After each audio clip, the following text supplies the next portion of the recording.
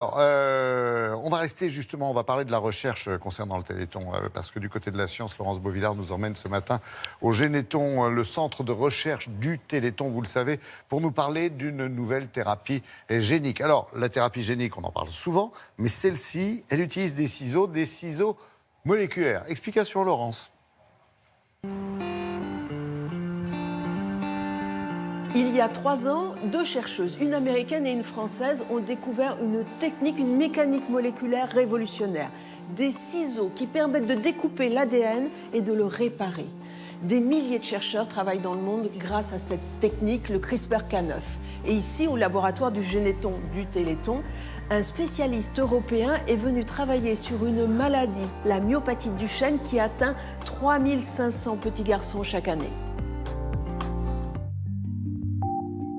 Je travaille dans une forme de myopathie de Duchenne qui représente à peu près les 15% des myopathies. Et il y a une mutation qui porte 2 fois une partie du gène. Maintenant, avec les ciseaux moléculaires qui ont été développés, c'est possible de cibler des séquences qui sont doublées. Et du coup, Cas9 coupe l'ADN dans cette partie-là et va éliminer spécifiquement cette partie qui cause la mutation.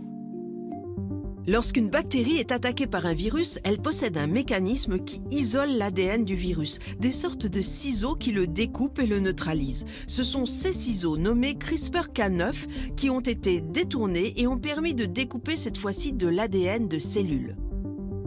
Avec les technologies qu'on avait jusqu'à ces moments, ce n'était pas possible de retirer seulement une des 2 parties. Et du coup, ce n'était pas possible de traiter cette typologie des mutations. Mais avec les nouvelles technologies qui sont liées à CRISPR-Cas9, c'est en effet possible. On a travaillé sur des cellules musculaires des patients qui ont la mutation qu'on a étudiée. Et là, vous pouvez voir les noyaux en bleu et il n'y a pas de dystrophine qui est exprimée, qui d'habitude se trouve autour de la cellule.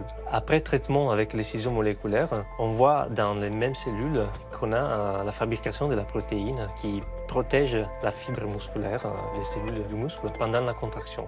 On va y arriver, mais on ne sait jamais quand. Les temps des malades et les temps de la science, c'est toujours un problème. Ah oui, toujours. Mais maintenant, avec CRISPR-Cas9, ça marche tout plus vite. En 2018, on va commencer les essais sur la souris qui vont durer 2 ans. Et si tout marche bien, on va travailler sur un mammifère plus gros et enfin sur l'homme.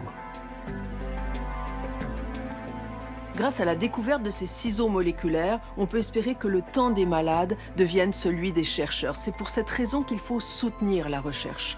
Et ici, au laboratoire Généton, eh bien, on fonctionne à 60% grâce au Téléthon. Merci Laurence. Alors, mobilisation ou pas, Laura, j'ai fait un pari stupide. Venez.